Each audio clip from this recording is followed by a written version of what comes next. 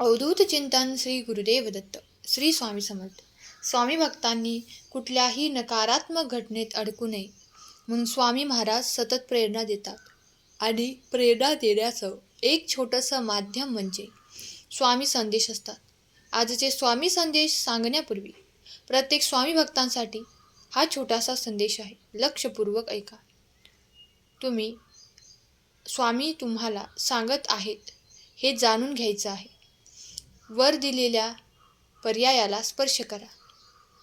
आता स्वामी तुम्हाला सांगत आहेत, थांब, चुकूनही संदेश तू पुढे ढकलू नकोस आणि एक पाऊलसुद्धा पुढे टाकू नकोस. तुझ्या दुश्मनांचा, शत्रूंचा शेवट आता जवळ आला आहे. आज तुझे आयुष्य उजळणार आहे. आज जे तुला खाली खेचत होते, उद्या तेच तुझ्यासमोर नतमस्तक होऊन झुकणार आहेत. होय, तुझं शांत राहणं म्हणजे कमजोरी नाही, ती तुझी सर्वात मोठी ताकद आहे. ज्यांनी तुला कमी समजलं, आता ते तुझ्या यशाने जळणार आहेत. लक्षात ठेव, वेळ बदलायला जास्त वेळ लागणार नाही. आज जे हसत आहेत तुझ्यावर, पण उद्या ते रडणार आहेत. तुझ्या प्रगतीसमोर एक दिवस दुश्मनही मान झुकवणार आहे. देव उशीर करतो, पण अन्याय कधीच करत नाही. तुझं यशच त्यांना सर्वात मोठा धडा शिकवणार आहे. जे तुझ्या विरोधात आहेत त्यांनाच तू एक दिवस उत्तर म्हणून बनणार आहेस.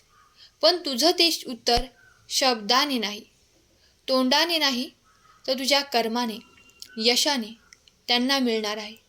होय, तुझ्या शांततेला कमजोर समजणारे एक दिवस आता घाबरणार आणि पश्चाताप करणार. तुला उद्या चांगली वेळ येत आहे.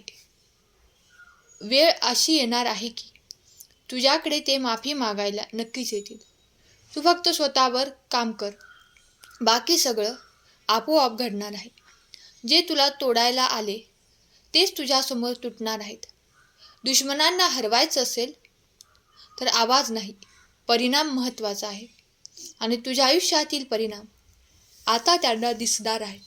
बाळा, तू विश्वास ठेव. विश्वास असेल तर स्वामी आई टाईप कर, संदेशाला लाईक कर आणि चॅनेलला सबस्क्राईब कर. बाळा, ज्यांनी तुला रडवण्याचं धाडस केलं आहे त्यांना आता मी आयुष्यभर रडवणार आहे. माझ्या बाळा, तुझ्या ठिकाणी आता आहेस, ज्या परिस्थितीत आहेस तिथे पोचण्यासाठी खूप काही गमावलं आहेस. मी हे सगळं पाहत आहे, मला सगळं माहीत आहे. माझ्या लेकरा, तू मजबूत आहेस, कणखर आहेस, धाडसी आहेस, पण ते सर्व बाहेरून.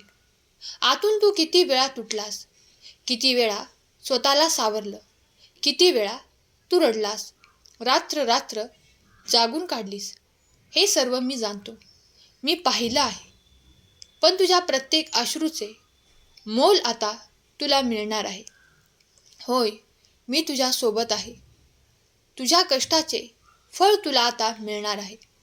तुझ्या आजूबाजूच्या लोकांना फक्त तुझं हसणं दिसलं, पण तुझ्या त्या हसण्यामागचं दुःख कोणालाच दिसलं नाही आणि त्यांनी तुला समजूनही घेतलं नाही.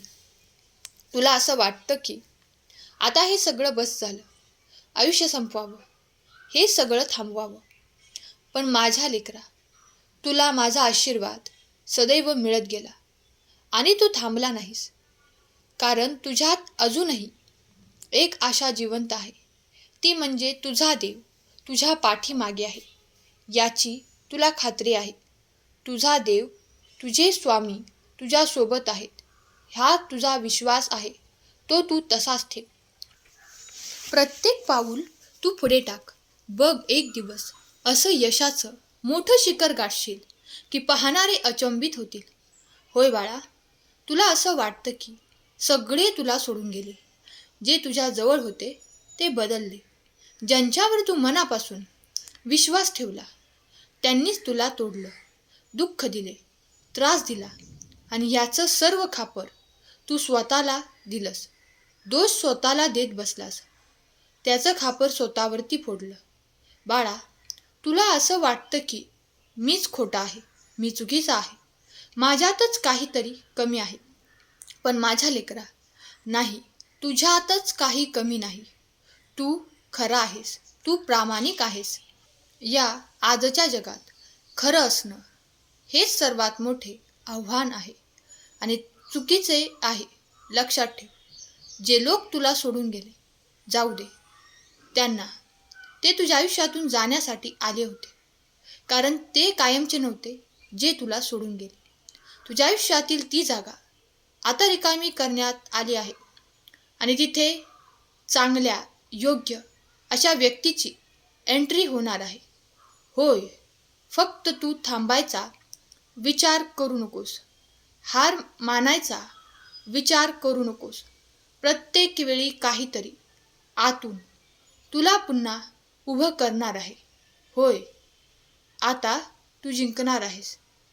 ज्यांनी तुला हरवण्याचे धाडस केले, आता ते मागे सरतील. कोणीच तुझे वाईट करू शकणार नाही आणि तुझे शत्रू देखील आता तळमळतील, पश्चाताप करतील. अरे, उगाच मी त्याला सोडून दिलं. आणि ते तुला भेटण्यासाठी आता बहाणा शोधतील, कारणं शोधतील. पण बाळा, एकदा का तुला त्यांनी दुःख दिलं, त्रास दिला, पश्चाताप दिला, त्यांना तू आयुष्यात परत घेऊ नको. एकदा तुझ्या आयुष्यातून त्यांना तू काढलं तर तुझ्या डोक्यातूनही त्यांना काढून टाक, हृदयातून काढून टाक. एकदा ते गेले तर त्यांना तुझ्या मनाच्या दरवाजापर्यंत येऊ देऊ नकोस. दरवाजा बंद कर. गेले त्यांना जाऊ दे. परत त्यांना तुझ्या आयुष्यात घेण्याची चूक तू अजिबात करायची नाही. कारण हे असे दुतुंडी माणसं कधीच आपली होत नसतात. त्यांचा स्वार्थ असला की ते आपल्या जवळ येतात, लाडीगोडी लावतात आणि नंतर त्यांची गरज संपली की परत आपल्याला सोडून देतात. अशा धूर्त, कपटी माणसांना मन हा प्रकार नसतो आणि आपलं मन समोरच्याचं मन ते बिनधास्त तोडून देतात. आपण साध्यासुध्या पद्धतीने त्यांना बाय म्हणून टाकायचं आणि आपल्या मनाचा दरवाजा कायमचा त्यांच्यासाठी बंद करायचा. होय बाळा, हे असे आहेत जे जवळचे म्हणणारे ते सगळ्यात मोठे घातक शत्रू असतात. कसं पाठीमागून वार करणाऱ्यांपासून आपण वाचून राहिलं पाहिजे. होय बाळा, आता तू सावध हो, कारण आता तुझे सावध होण्यातच तुझं शहाणपण आहे. आयुष्यभर तू किती वेळा अनुभव घेत बसणार आहेस. आयुष्य असंच गेलं दुसऱ्यांसाठी, दुसऱ्यांचं करता करता. पण आता बघ, तुला स्वतःसाठी जगायची वेळ आली आहे. बस कर दुसऱ्यांसाठी जगणं. कधीतरी नाही म्हणायला शिक आणि स्वतःसाठी जग. आपल्या मनाचं कधीतरी ऐकायला शिक. संपूर्ण आयुष्य लोकांसाठी, दुसऱ्यांसाठी जगलास आणि शेवटी तुला काय भेटलं? तुला लोक नावच ठेवत आहेत आणि तू एक वेळी जरी नाही म्हटलं तरी लोक तुला म्हणतात की तू स्वार्थी झालास, बदललास. नाही बाळा, तू स्वार्थी नाही झालास. खरं तर आयुष्य येथूनच पुढे आता तू जगणार आहेस. होय बाळा, आपले स्वप्न, आपल्या इच्छा ज्या आहेत त्याच्यासाठी आपण आपले आयुष्य मार्गी लावायला पाहिजे, सत्कर्मी लावायला पाहिजे. आपला वेळ सत्कर्मी लावायला पाहिजे. तू जे प्रयत्न करत आहेस त्या प्रयत्नाला फळ मी देणार आहे. तुझ्या प्रत्येक प्रश्नाचे उत्तर तुला मिळणार आहे. बघ बाळा, माझ्यावरती विश्वास ठेव आणि एक एक पाऊल तू टाकत राहा. विश्वास असेल तर स्वामी आई माझे दैवत टाईप कर. आपला हा संदेश प्रियजनांना शेअर कर, कारण तू स्वामींचा सच्चा भक्त आहेस आणि तुझं परम कर्तव्य आहे की स्वामी भक्तांपर्यंत स्वामी संदेश पोचवणे. आजचा संदेश तुला आवडला असेल तर संदेशाला लाईक कर आणि स्वामी तुम्हा सर्वांच्या सर्व चांगल्या इच्छा पूर्ण करतील. स्वामी नामात राहा, स्वामींवर विश्वास ठेव, स्वामी सेवा करत राहा. आजचा संदेश शेवटपर्यंत ऐकल्याबद्दल धन्यवाद. केलेली सेवा स्वामींचरणी अर्पण करते. श्री स्वामी समर्थ.